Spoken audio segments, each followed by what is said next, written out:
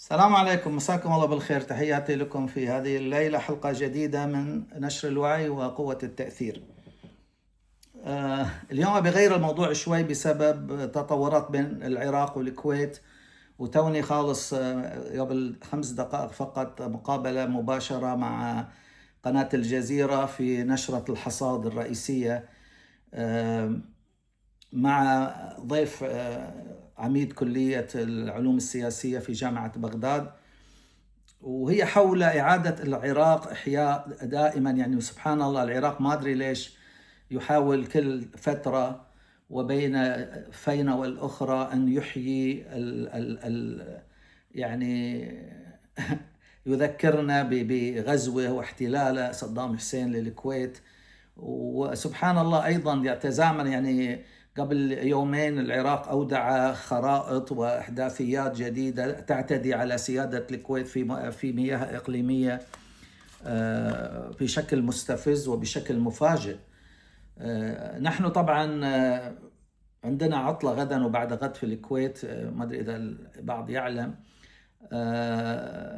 غدا هو يوم الوطني لدولة الكويت، وبعد غد يوم 26 يوم الجمعة هي الذكرى 35 لتحرير، لاحظوا يعني لتحرير دولة الكويت من الاحتلال العراقي الصدامي الذي شنه لأول مرة دولة عربية تغزو بشكل وحشي وبشكل غير يعني يتعارض مع كل الأعراف والجيرة والإسلام والعروبة والشهامة، ويحتل دولة كاملة اللي هي الكويت في 2 أغسطس 2/8/1990، وفي مسرحية يحولها إلى محافظة ويصادر كل شيء فيها، ويحولنا ككويتيين إلى عراقيين، ويصادر نفطنا ويقول تعالوا يا عالم اخذوا نفط الكويت والعراق مجانا، بس احضروا ناقلات نفطكم. طبعا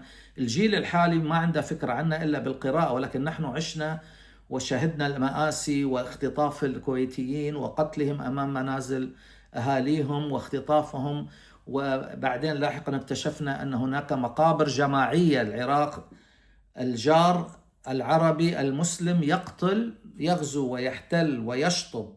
وأنا عندما أقول للعالم بأن صدام حسين بغزوة واحتلاله لدولة شقيقة جارة مسلمة الكويت فعل بالكويت ما لم يفعله هتلر باكتساحه وغزوه لأوروبا في الحرب العالمية الثانية، لما أخذ تشيكوسلوفاكيا وأخذ بولندا وأخذ دول البنولكس، هولندا، وصل إلى فنلندا وفرنسا وألمانيا انتشرت والنمسا، ولو كانت بريطانيا مو جزيرة كان خذاها بعد يعني هتلر.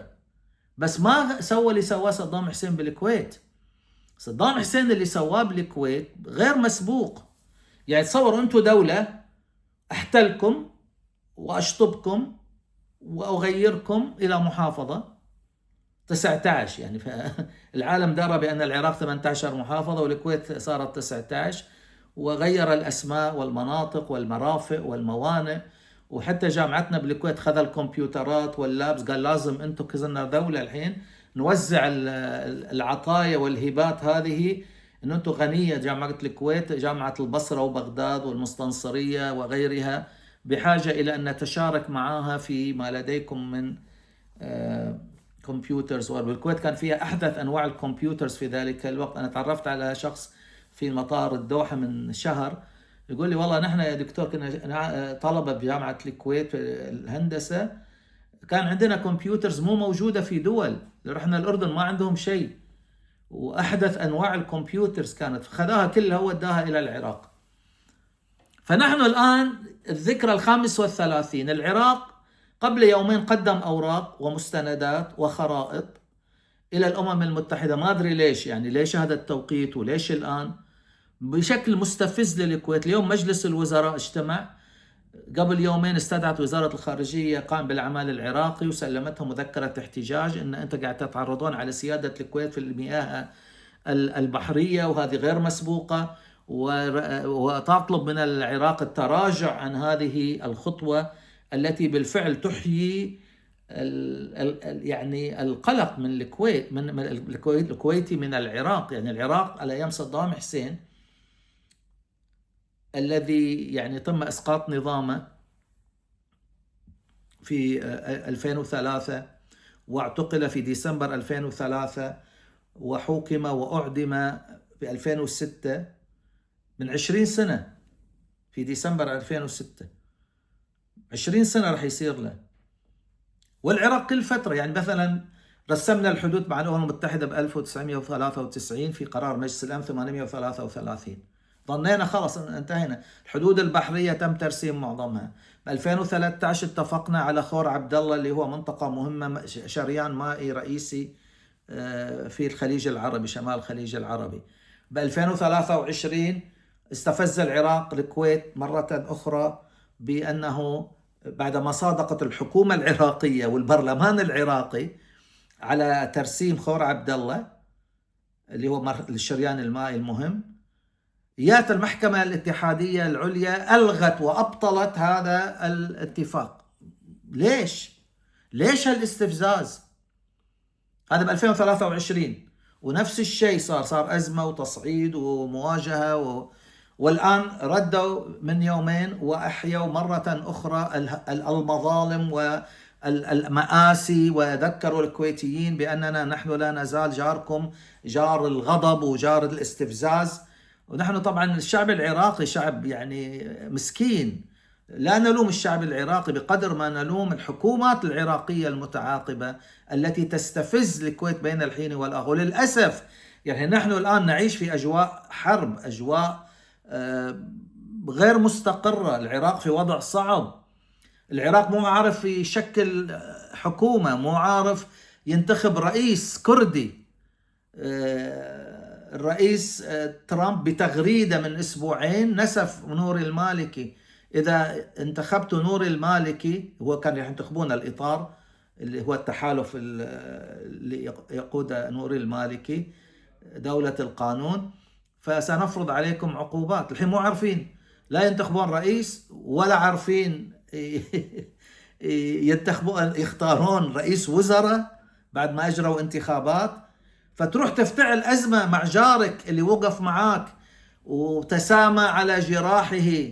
والكويت، أذكر هني الأصدقاء المشتركين والمتابعين، الكويت عقدت مؤتمر إعادة دولي لإعادة إعمار العراق، احتضنته الكويت في 12 إلى 14 فبراير 2017 في الكويت بمشاركة 70 دولة ومنظمة وهيئة وغيره، لجمع أموال لإعادة إعمار المناطق المحررة في العراق من تنظيم داعش 2017 على أيام حيدر العبادي رئيس الوزراء.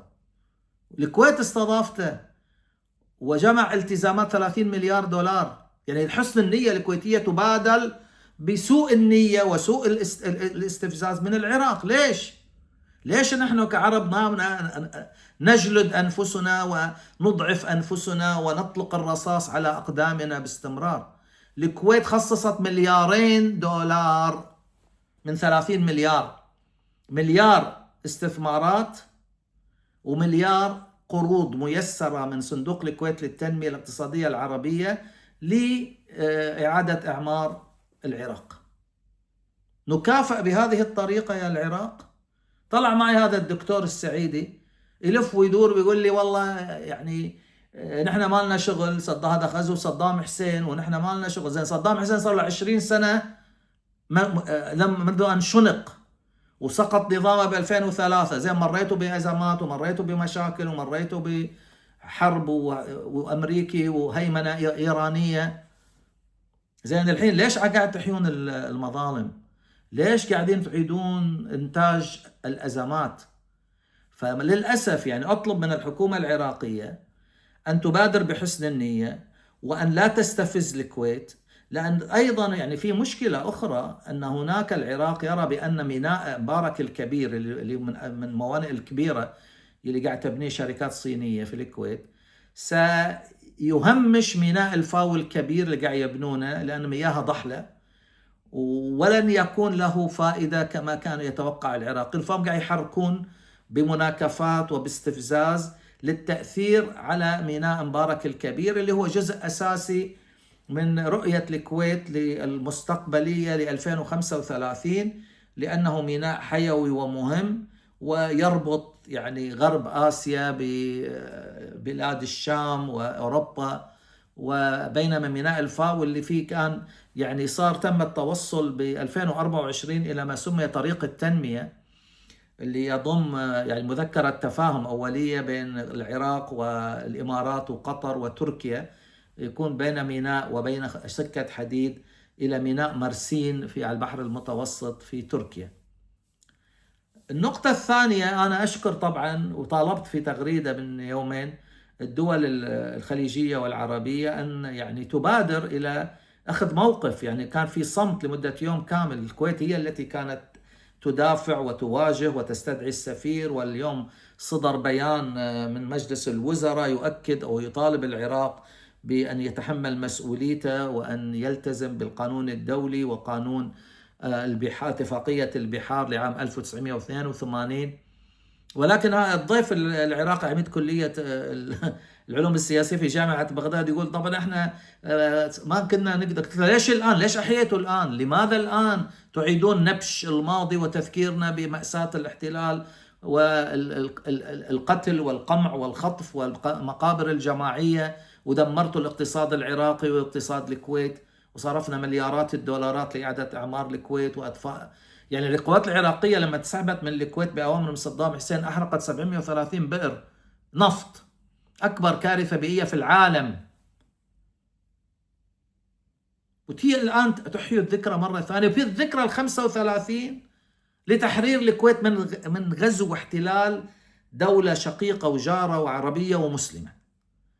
كفى يا جماعة، كفى في العراق. التفتوا إلى مصالحكم. أنتم بلد غني، العراق في ثروات، في نفط، في ماء، في غاز، في نهرين، في شعب مثقف. لماذا أنتم تخترعون هذه المشاكل وتعيدون نبش الماضي وتذكيرنا بما قمتم به من جرائم وقتل وإبادة؟ الآن العرب كلهم تقريبا، دول الخليج أصدرت وزارات الخارجية بيانات مشكورة، الأردن، مصر، اليمن. يعني العراق منعزل. هذا يعني يفرحكم، يسعدكم؟ أنتم صرتوا معزولين، منبوذين. لماذا تستفزون؟ يعني أليس فيكم رجل حكيم؟ دبروا أموركم الداخلية يا جماعة.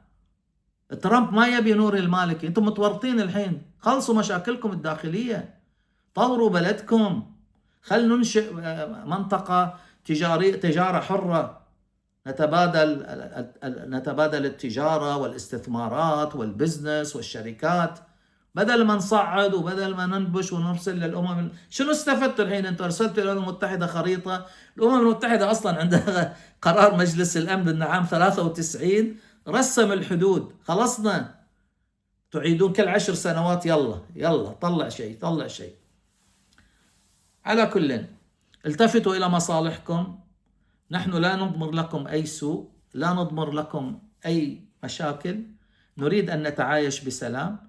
ودائما في العلاقات الدولية والشؤون الدولية والحروب، من بدأ الدولة المعتدية والتي اعتدت على الدولة الجارة أو الأخرى هي المسؤولة بالدرجة الأولى، كما ندرس في العلاقات الاستراتيجية، الدراسات الاستراتيجية، confidence building measures، خطوات بناء الثقة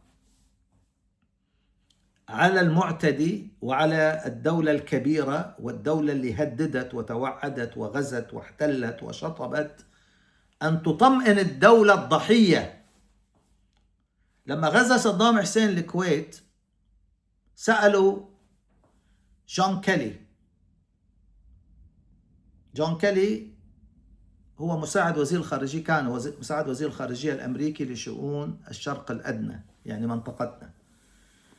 سأل نائب: هل هناك أي التزامات؟ طبعا صدام حسين كان حاشد 100,000 من القوات النخبة، الحرس الثوري النخبة يعني فرقة توكلنا وفرقة المدينة المنورة، هذول يعني القوات النمبر 1.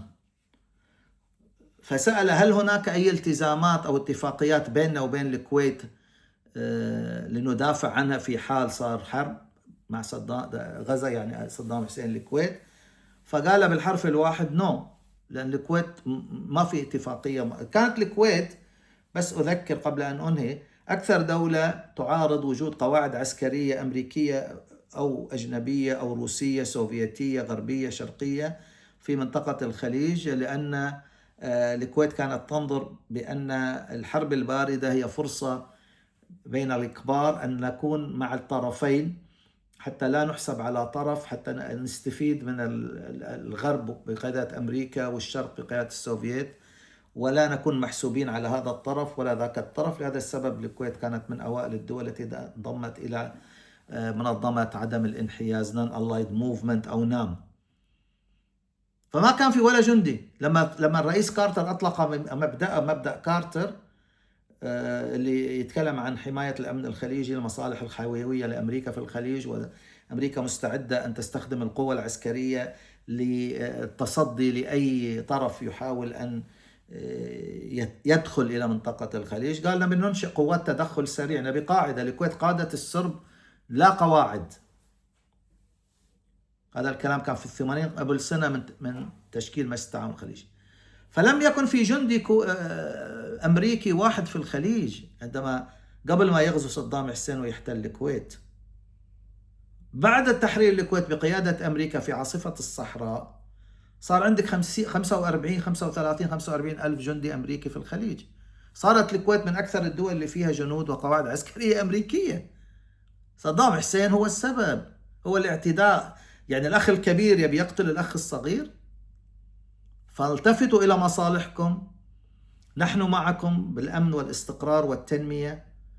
وأشكر الدول لطريق التنمية، خاصة دولة قطر ودولة الإمارات، على مواقفهما وعلى بيانهما. وأتمنى أن يعاد النظر في طريق التنمية وأن ندعم ميناء مبارك الكبير. أشكركم على المتابعة. سنتابع تطورات. اليوم رئيس ترامب يلقي خطاب حالة الاتحاد، يمكن تكون أطول خطاب بتاريخ الرؤساء الأمريكان، عن إنجازات العام الماضي، إنجازات القادمة، عن الصراع الداخلي، عن إيران. غدا الخميس في اجتماع مهم، الجولة الثالثة بين أمريكا وإيران في جنيف، قد تكون الفرصة الأخيرة. سنتابع نرصد ونكون معكم إذا مو غدا بعد غد. استودعكم الله. دعواتكم لأهل غزة والمستضعفين في دولنا العربية والإسلامية. شكرا لكم. السلام عليكم.